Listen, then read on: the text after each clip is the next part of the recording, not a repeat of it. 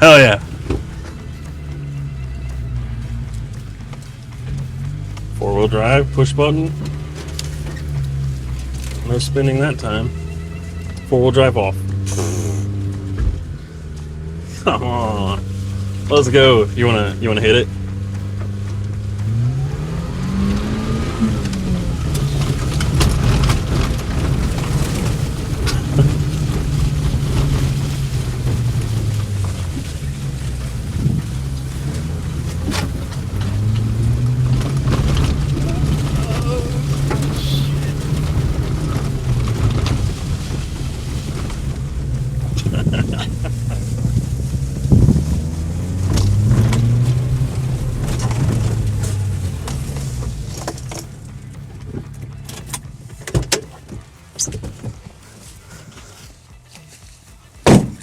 So it's actually been several years since I've done a truck EDC video. The first time I did it, I still had the AT4. It was a very popular video and I've been meaning to do another one. I wanted to do one last year with the Excursion. I finally got into a place where I feel like I should, but I'm no longer dailying the Excursion, and I haven't for about a month or so now because, as you guys know, I've been driving the mini truck, the Subaru Sandbar, and man, I love this thing. I absolutely love it. I drive it pretty much every single day, everywhere I go, and every trip, no matter how mundane, is still a lot of fun. Just kind of hooning around in this little grassy area was fun. I mean, it's more fun than it should be. It really, truly is. Going to the grocery store, Alex and I took it to Linville Gorge a couple weeks ago, which was an adventure in and of itself. It's a lot of fun. But all that's to say, I still have gear in here that I keep in here just in case. So instead of doing an Excursion EDC, we're going full bore in the other direction, mini truck EDC. Let's do the damn thing.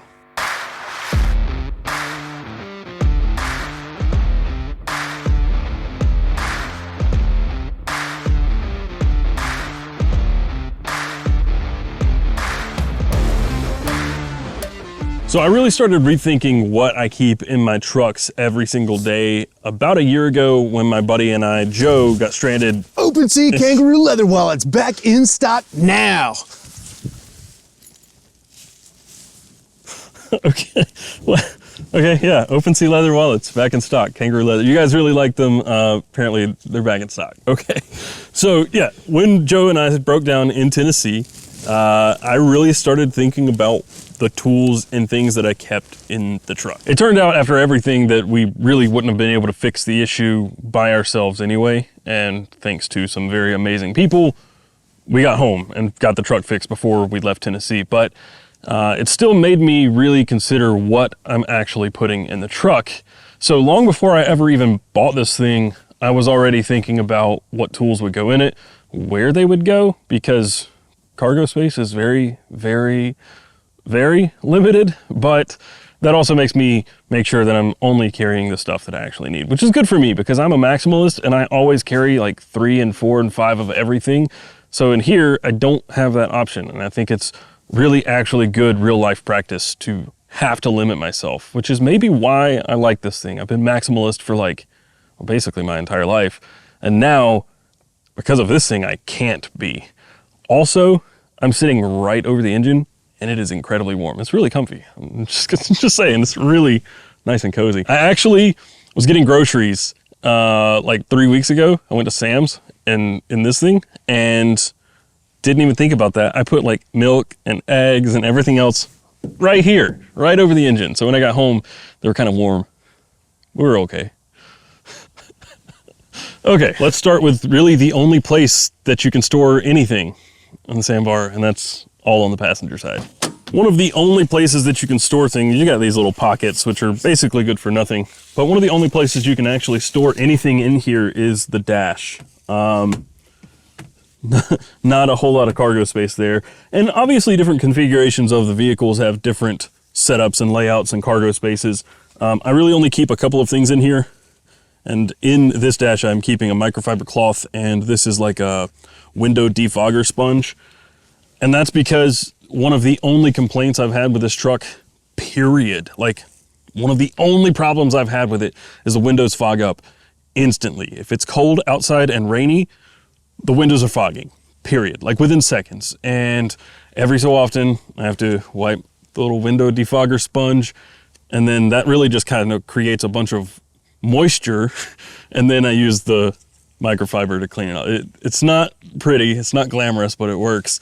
Cracking the windows sometimes works, but if it's really, really bad, you're gonna have to do this, and then you can crack the windows and maybe get by. But regardless, I gotta have these. Like, this was the first thing I put in here. I do have a few other things down in the dash, like owner's manual, which is literally completely useless to me because it's entirely in Japanese, so that's not helpful at all. What is any of this? No idea. The rest of these things are actually from a Christmas party. Big red tissues and hand sanitizer. I don't know why I have them, but a Leatherman, that doesn't stay in there. It was just in there for me doing something, who knows what. You also have this little compartment up here. I have a piece, like a packet of coffee in here right now because I'm fasting, and it's just nice to have a packet if I need it. And a subscriber actually just sent me a little miniature Subaru sandbar, which is really nice. But typically when I sit down in here, I throw my AirPods and then the ring off of my QuadLock case in there. It's just good. It's actually really, really good for just holding little knickknacks. And then I have the QuadLock mount here. I actually probably wouldn't bother mounting my phone, except for the fact that the speedometer is in kilometers per hour, and I have a speedometer, a GPS speedometer on my phone, so that's how I know how fast I'm going. I pretty much know approximately how fast I'm going based on like quick conversions. Like on here, because of the different tire size, if I'm doing like typically 88 kilometers per hour is 55 miles per hour, but with, I think that's right, but with my tire size difference, it's 85 kilometers is 55. So there's variance in everything. You just kind of get to know it after some time. And then the only other places that you have that you can store anything is behind the seats. So the passenger seat folds down like this. The driver's side does not, which kind of sucks. But I have all my tools behind the passenger seat. So the first thing I bought for the sandbar was this cargo net, which is really cool. I'll show you that in a minute. I'll throw it out back. But I would love to have the Blue Ridge Overland Gear tool roll pouch in here, but obviously there is no room for it at all, not even close. So instead I took just one of the pouches from inside the Step 22 Pangolin roll and put some essential tools inside here. So I bought a Wiha Screwdriver, interchangeable bit. I've got some Craftsman Lineman's pliers, just giant pliers. It's nice to have something that's big you can get some leverage with. But realistically on this thing, you only really need 2 bits or 2 wrenches or 2 sockets. I think it's an 8 and 10 millimeter. Will basically do everything on this truck. Maybe a screwdriver, but it's very minimal. But I do have some vice grips and needle nose vice grips, some channel locks, and some adjustable wrenches. I have 2 bit kits in here that are Wiha that came with a screwdriver, and obviously just a utility knife and a blade, a flat blade screwdriver. Some cable ties, and then zip ties and some electrical tape. I just feel like those are some essential things that you should have in any vehicle. Pliers, screwdrivers, zip ties, cable ties. I end up using zip ties so much on my cars. And then I bought this just to have a nice full socket set in here. I didn't want one of those big kits that has like 900 pieces. I just wanted 2 sets of sockets, 3/8 drive. That's it. So that's what I bought. And yeah, I'm pretty happy with it. I have a set of leather Mechanix M-Pact gloves. Favorite gloves. I buy a pair of these for every vehicle I own. I have some Paracord because why not? And they're actually, I forgot about this. Do you remember this from when we bought it? This is one of, it comes with the right wrenches. I have a 14 and 12 that are Subaru branded. It's not Subaru branded. I'm not sure what brand it is, but it came with the truck in this little toolkit, which is cool, but there's only one. There's supposed to be several in there.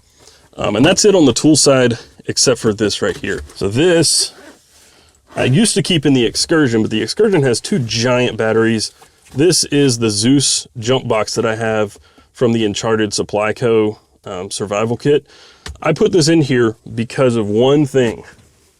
If I turn this right here, key's not in it, doors open, lights are on. It should be dinging, but this thing is so like manual and rudimentary. There is no alarm for when the lights are on.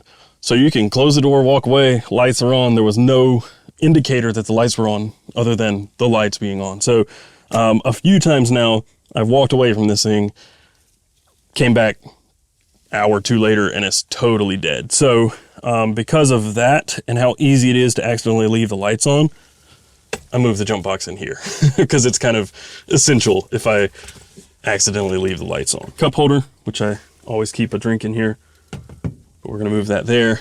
And actually I can move this up. There's a seat adjustment. And behind here, this is a mess right now, but this is the last thing I have, is a couple of ratchet straps and cam straps. They are a mess. Oh no, they were bundled up, but one got hooked to the other. Oh, there is a jack. I didn't think I had a jack in here.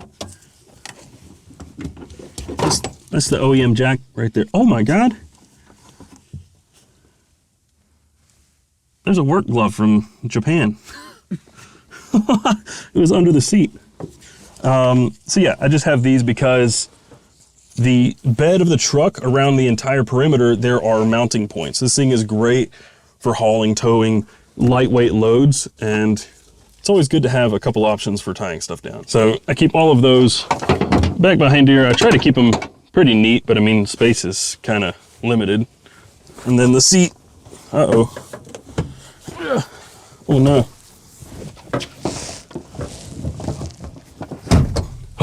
There we go.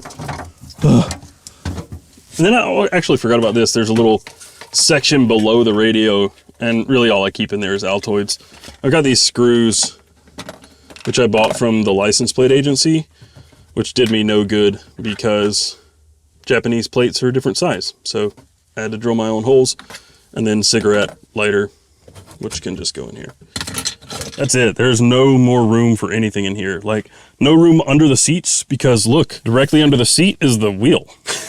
Like, directly. There is no more space. I've seen a lot of people put toolboxes on here, but I got this thing to have an open bed, and I don't want to cut into the bed too much.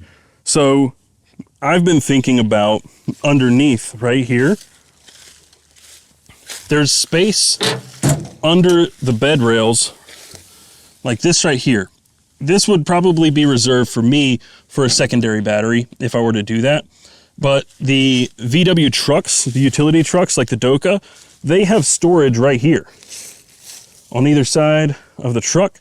So I could put like a locking toolbox, if I could find one that would fit, right there. But alas, I don't have it yet. So this is a 4x6 cargo net. I'm sure you've seen one before. It's not all that interesting, but how perfectly it fits on here is amazing. So it's got these little studs or nipples, if you want to call them that, all around the perimeter of the bed. And this thing just hooks on perfectly to it. So when I'm hauling trash or anything that's really bulky, but kind of lightweight, I'll put this thing on there. It's really handy. Like I carried a whole bunch of cardboard to the dump a few weeks ago, and it was stacked like this high.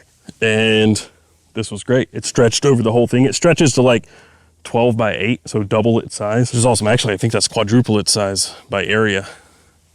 Anyway, doesn't matter. Cargo net's awesome. I like having that as just another option to tie stuff down. But that's it. That's really all I can carry in the sandbar. This has worked really, really, really well for me for the last month. I freaking love this truck. But that's it for now. I will be doing a video like this on the excursion, but I'm waiting on a couple of things. I'll explain later. I'll show you later, whatever, I don't know. But that's it for now. I hope you guys enjoyed this. If you want to see more sandbar content, let me know in the comments down below. I'm very, very excited to take this thing to Uwharrie later this year. I have a lift kit, so I didn't show you guys, but I put new wheels and tires on it, and I really love this thing now. It is really, really fun off-road, like exceptionally fun. It feels like a four-wheeler, but better. I don't know how to explain it. Anyway, if you guys want to see more sandbar content, let me know in the comments down below. That's it for now. I will see you guys in the next video, and until then, carry on.